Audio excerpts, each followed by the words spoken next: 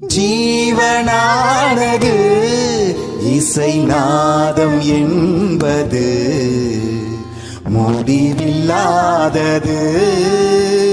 வாழும் நாளெல்லாம் என்னை வாழ வைப்பது இசை என்றானது. ஆஹா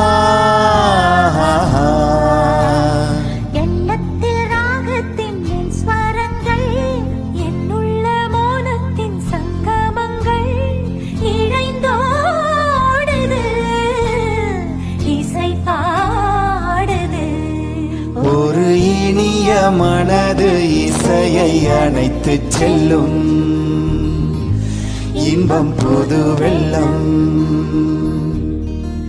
அந்த சுகம் இந்த சுகம் அந்த மனம் எந்தன் வசம்.